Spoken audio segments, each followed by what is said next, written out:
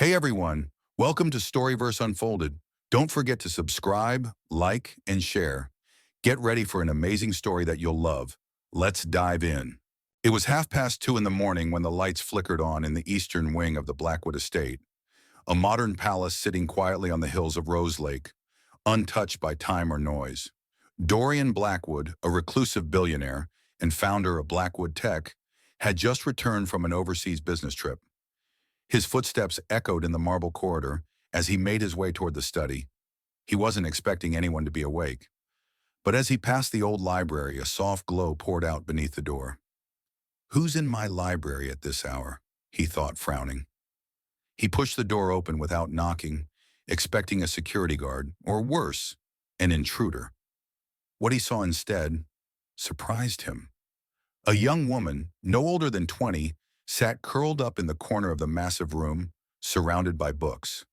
Her back was slightly hunched, hair tied in a messy bun, and her eyes flicked quickly across the pages of a worn-out medical textbook. She was so engrossed she didn't even notice him enter. "Addie," she jumped. The book slipped from her hands. "Mr. Blackwood, I'm so sorry, sir. I didn't mean to."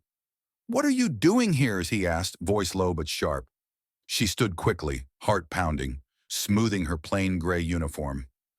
I was just reading, sir. I clean the library every night, and sometimes when my shift ends, I stay a little longer." "At 2 in the morning?" She hesitated. "I didn't realize the time." He walked over, eyes briefly scanning the book on the floor.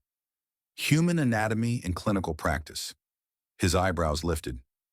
"That's not light reading," he said quietly. She bent to pick it up, cheeks flushing. "No, sir." "Are you studying to be a doctor?" Her mouth opened, closed, then opened again. "Yes," she said softly. "Someday, I hope to." Dorian stared at her for a moment, really looked at her. Her eyes, though tired, held something fierce. Not fear, not shame. Hunger. Purpose. "You work here full-time, don't you?" "Yes, sir. I work mornings in the kitchen, afternoons in housekeeping, and evenings I clean the library in the East Wing." He glanced around the room. "When do you sleep?" She laughed softly, a tired laugh. "Whenever I can." He turned and walked to his desk. "You know this is against the rules. Staff aren't allowed to loiter in private spaces." "I know," she whispered. I just, I can't afford books like these, or a quiet place to read. I wasn't stealing. I just needed time." Dorian looked back at her, an unreadable expression on his face. "What's your name?" "Adriana Morales, but everyone calls me Addie." There was a long pause. Then he said, "Go to bed, Addie." She opened her mouth to say thank you, but he was already turning away, staring out the window into the dark. She left, quietly closing the door behind her, heart sinking. She thought she was in trouble, that she might get fired, but Dorian didn't forget that night. In fact, it'd stay absolutely. Dorian stepped into the room silently, watching her. The girl hadn't even noticed him yet. She was too engrossed in the book open on her lap. Medical terms, diagrams of the human heart, and handwritten notes scribbled in the margins. She was studying, not reading. Studying, he realized. Her lips moved as she whispered phrases under her breath, memorizing them. Her eyes blinked with exhaustion, but she kept going, her pencil dancing across a page in her worn-out notebook.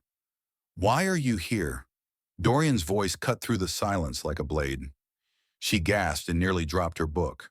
Jumping to her feet, she stammered, Sir, I'm sorry, I didn't mean to." "I asked a question," he said coldly, stepping forward. She bowed her head. "I clean the East Wing every other night. I only stayed a few minutes to study. I didn't think anyone would be home." "You're my maid?" "Housekeeper assistant," she corrected softly. "Name's Addie. Adriana Morales." Dorian stared at her. She was young, clearly bright. But what was she doing with medical books? These weren't casual reading. "Are you in school?" he asked. She shook her head. "Was. Until my mom got sick. I had to drop out." Something shifted in his face. Just a flicker, but it was there. "And now?" "I study at night. when everyone's asleep. I can't afford tuition, but I still want to be a doctor. A pause. You study in secret after cleaning floors all day? He asked, incredulous. Yes, she said. No shame. No. Absolutely. Dorian crossed his arms, his sharp eyes scanning her face. What's your name? Addie. Adriana Morales. Her voice was barely above a whisper. He noticed her hands trembling slightly. Not from fear, but maybe from being caught, or from exhaustion. Maybe both. You're a maid. Why are you studying medical textbooks? He asked. She swallowed. I want to be a doctor. I've wanted it since I was a little girl. There was a pause, Dorian's brow furrowed. Then why aren't you in school? Addie looked down, then hesitated before speaking, her voice tight. My mom was diagnosed with cancer 3 years ago. We didn't have insurance. I dropped out of college after 1 semester to work full-time. I clean houses during the day and study at night. Silence. I just want to pass the entrance exam again, she added. Maybe try for a scholarship. I know it's crazy. I have to try. Dorian stared at her, this girl standing in his library in a borrowed uniform, clinging to hope like it was her last thread of light, and for the first time in a very long time. He felt something stir in his chest. Apology, just truth. And somehow, that truth hit him harder than he expected. I don't want to give up, Addie finished, her eyes glassy with emotion. Dorian didn't reply right away. He simply looked at her, this girl who scrubbed his marble floors by day and studied human anatomy by night like her life depended on it. Because it did. Most people asked him for handouts, investments, second chances, but she hadn't asked for anything.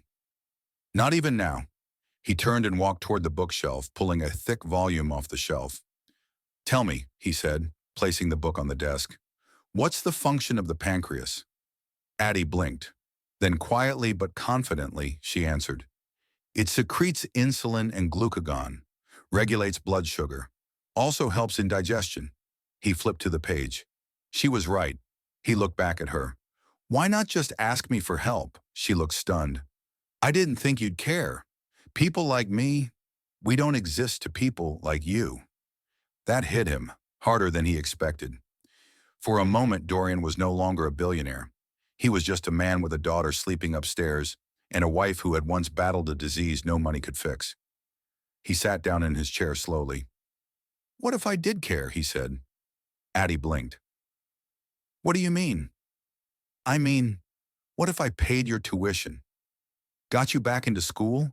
Would you stop cleaning floors and start saving lives? Her lips parted. For a moment she couldn't breathe, couldn't even speak. Then she said it, trembling. Yes. Yes, sir, I would. Dorian didn't smile, but something in his eyes softened. Good, he said.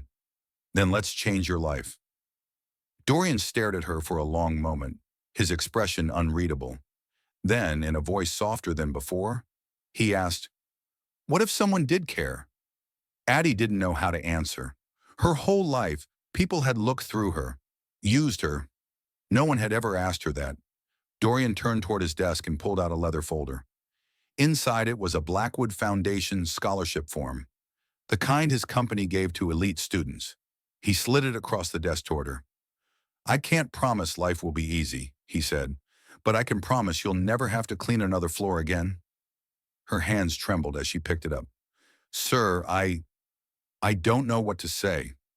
Say you'll become the doctor you were meant to be, he said. Tears spilled down her cheeks. In a crisp white coat, Addie stood at the front of a packed auditorium, accepting her full medical school scholarship. In the audience, Dorian sat beside his daughter Lena, clapping quietly, his eyes proud but distant, like he didn't want credit. Addie saw him, and she smiled, because the night he found her in that library was the night everything changed.